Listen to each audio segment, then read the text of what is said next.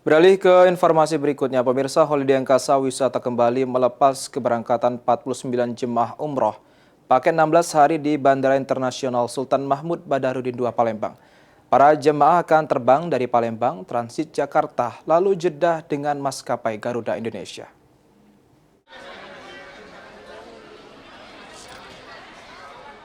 Jumat pagi 23 Januari 2026, Holiday Angkasa Wisata kembali melepas 49 jemaah umroh paket 16 hari di Bandara Internasional Sultan Mahmud Badarudin II Palembang.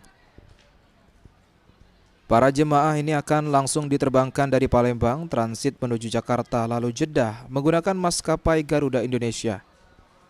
Jemaah akan diinapkan di Kota Suci Madinah selama 3 malam dan Kota Suci Mekah selama 11 malam.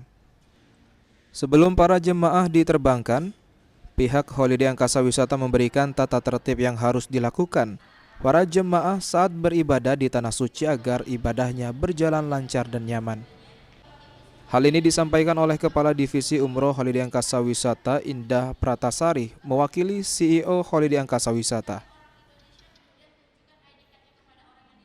Untuk harapan kepada seluruh jemaah ini, sebagaimana tadi yang sudah saya sampaikan ketika pelepasan, kami sangat menghimbau dan mengajak seluruh jemaah ini untuk menjaga kekompakannya, menggunakan atribut yang sudah kami berikan dengan sebagaimana mestinya, kemudian menjaga kesehatannya dan menjaga kesempurnaan rukun ibadah umrohnya.